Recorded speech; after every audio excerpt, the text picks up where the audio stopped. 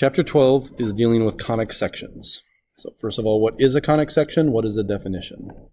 Definition of a conic section is conic sections are the curves that are formed when a plane cuts a double nap cone. A double nap cone is simply two cones that are on top of each other, as illustrated in this picture. And you need to envision cutting this structure with a plane, like a geometric plane, like a sheet of paper, not an airplane.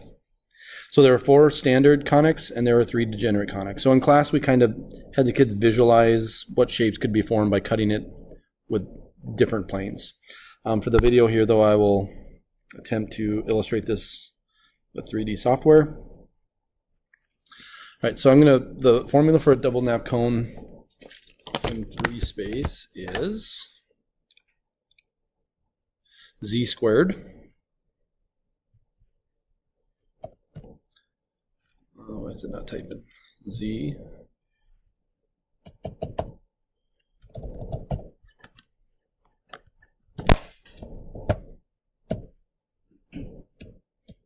There we go. Z squared equals x squared plus y squared.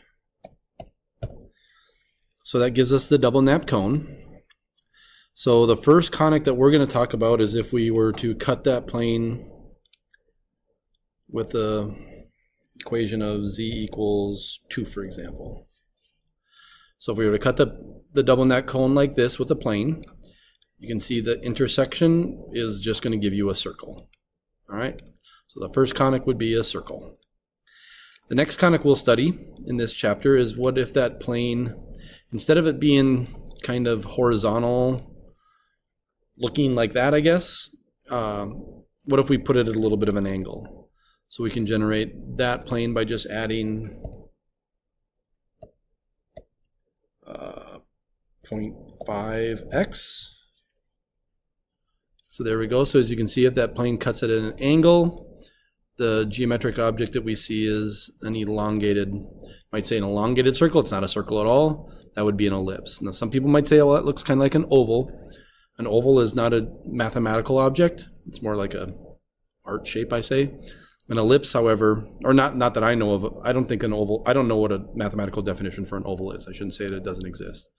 But an ellipse is a very precise, has a precise mathematical definition. So there's one oval, there's one ellipse. I could also change this equation slightly, make this a 1 and maybe make this a 0.6. So that would be another ellipse. Kind of a smaller and maybe not as elongated.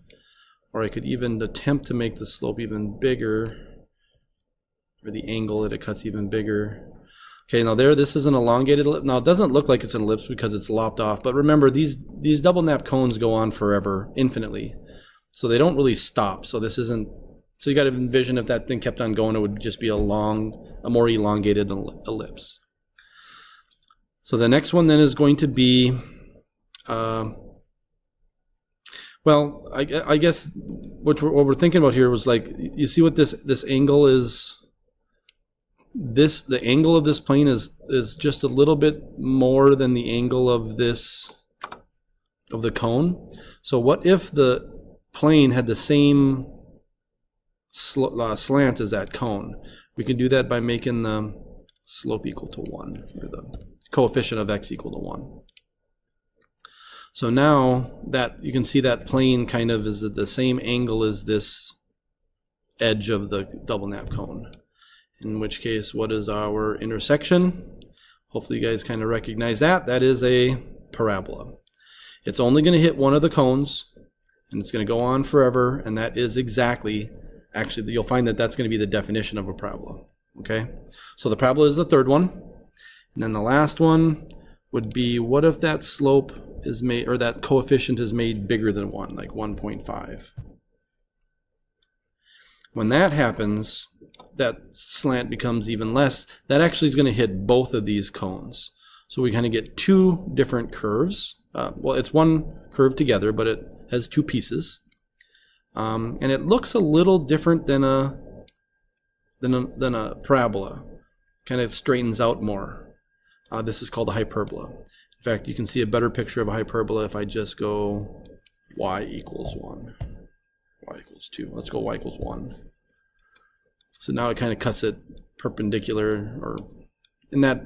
So this kind of gives us our hyperbola. This is one curve that's got a piece on top and a piece on the bottom. That's the fourth shape we're going to study. So those are the regular conics. We have circle, parabola, ellipse, and hyperbola. And then we have some degenerate conics. Degenerate conics are intersections that are maybe not quite as interesting to study. I don't know what a formal definition of degenerate conics is. But basically, we cut it with a z equals 0. Remember, z equals 1 kind of gave us a circle. Like if that z was up to positive 1, it cuts it into a circle. As you go down closer and closer, your circles get smaller and smaller. But right here, if it's right at the apex of those two cones, what would be the intersection? If you said a point, you would be right. So a degenerate conic would be a point. Not very interesting to study, however, technically, it is an intersection of a plane and a double nap cone. Another one would be kind of, if we like that, when we took that parabola, when the slope, when the slant was just right, 1 plus z x. So the question would be then, what happens if this plane goes through the apex of the cone? I can do that by just making this, taking away that plus 1. So can you see, it's hard to envision this one, it's hard to see it. I can actually see this purple line there. You guys probably can't see it in the video. And I can see the purple line there as well. Basically, that plane is just touching that double nap cone in a line, like at the tangent spot right there, at the apex, and then at another line. It's basically just a single line, one infinite line. And then the last degenerate conic would be if you just do a z, x equals 0, or y equals 0. X equals 0. So that's kind of like the hyperbola. If you had the hyperbola, but instead of cutting it, to this over a little bit, this is like a hyperbola that goes through the apex, the origin. And a lot of times people say, well, it looks like triangles. Well, remember, these cones go on forever, and they don't have a top on them. So this is actually going to be two intersecting lines.